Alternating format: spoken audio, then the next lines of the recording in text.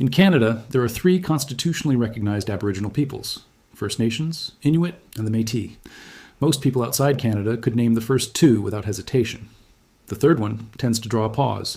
A people often described as mixed, as in between, as somewhere between two worlds. That description is not wrong exactly, but it is about 500 years out of date.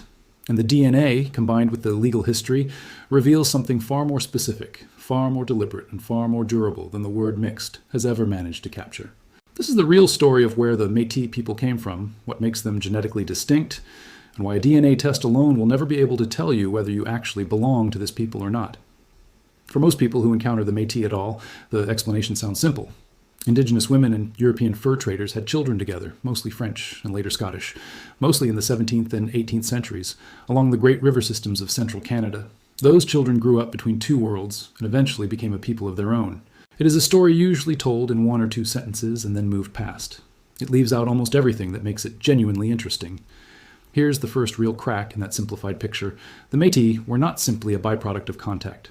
They were, from a surprisingly early period, a deliberately distinct people, building their own cultural institutions, their own language known as michif, a genuinely unique blend of French noun phrases and Cree verb phrases woven together in a grammatical structure that linguists describe as unlike any other contact language on Earth.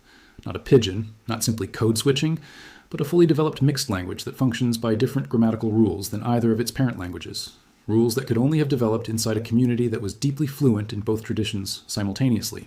They built their own hunting and farming practices, their own political organizations, their own relationship to the land along the Red River and the Great Lakes corridor, and their own iconic visual identity, the sash and the beadwork patterns and the fiddle music traditions that remain distinctively Métis to this day. Geneticists studying the Quebec founder population have documented consistent Native American admixture in the broader French-Canadian population at roughly 1%, a modest but real trace stretching across hundreds of years of early colonial settlement.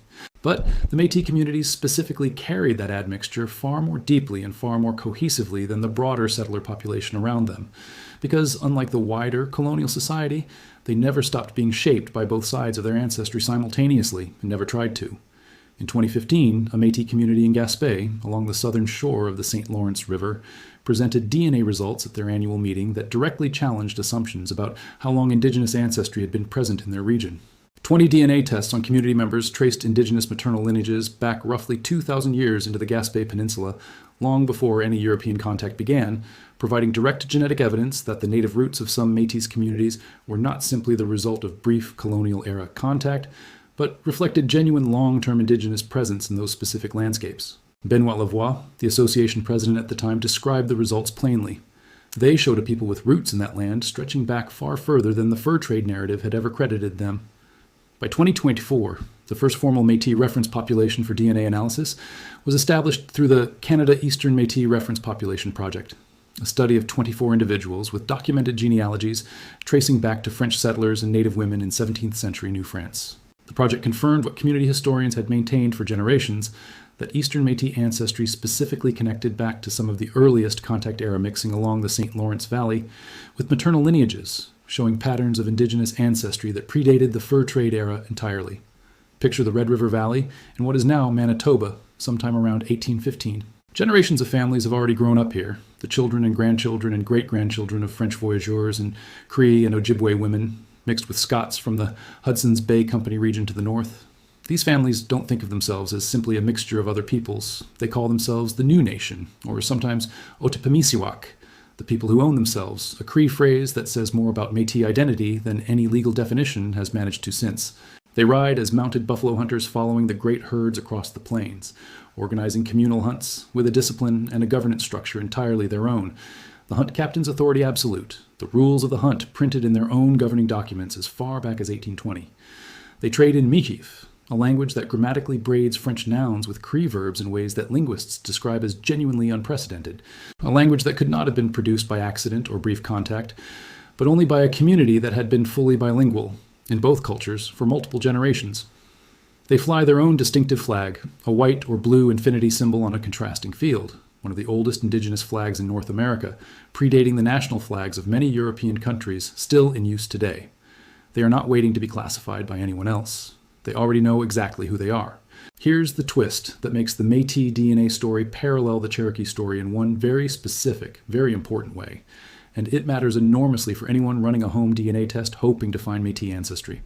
But before that twist, there is one more historical thread worth pulling. In 1869, when the Canadian government purchased Rupert's Land from the Hudson's Bay Company without consulting the Métis communities already living there, a young man named Louis Riel organized the Red River Resistance, establishing a provisional government and negotiating the terms under which Manitoba entered Confederation. Riel became the most famous Métis figure in Canadian history, the founder of Manitoba, and eventually, 15 years later, the man hanged by the federal government for leading a second uprising, the Northwest Resistance of 1885, after Ottawa continued to ignore Métis land rights in the territories further west. His execution divided the country along French and English lines for a generation. Over 100 years after his death, the House of Commons passed a motion recognizing him as a father of Confederation. He remains, simultaneously, one of the most celebrated and most contested figures in Canadian history, a man whose fight was never simply about land, but about whether a people born between two worlds would be allowed to exist on their own terms at all. In 2003, the Supreme Court of Canada issued a unanimous ruling in the case of R.V. Powley, centered on a father and son, Steve and Roddy Powley, who had been charged with hunting moose without a license near Sault Ste. Marie, Ontario. The Powleys argued they were exercising a constitutionally protected Métis right to hunt for food. The Supreme Court agreed. More importantly, the decision established what became known as the Powley test, a legal framework defining who counts as a rights-bearing Métis person under Section 35 of Canada's Constitution. The test requires three things: self-identification as a member of a Métis community, ancestral connection to a historic Métis community, and acceptance by a contemporary community that exists in continuity with that historic one. There is no minimum blood quantum, and there is no provision anywhere in the test for a DNA result. The same logic that governs Cherokee citizenship in the United States governs Métis identity in Canada. Ancestry alone, however real, however well documented in a genetic sample, does not make a person Métis in any legal or political sense. A DNA test that shows 1% or 3% or 10% Indigenous American ancestry cannot tell you which nation that ancestry traces back to, cannot tell you whether it connects to a historic Métis community specifically, and cannot substitute for the documented community connection and the ongoing cultural and political relationship that the Powley test requires. The Métis themselves have said this clearly and repeatedly. They are a distinct people, with a specific homeland, a specific history, and a specific legal standing. They are not simply any person who happens to carry mixed European and Indigenous ancestry in their genome. The real story the DNA reveals about the Métis is not the simple one. It is not that two groups of people had children together and the children grew up between two worlds.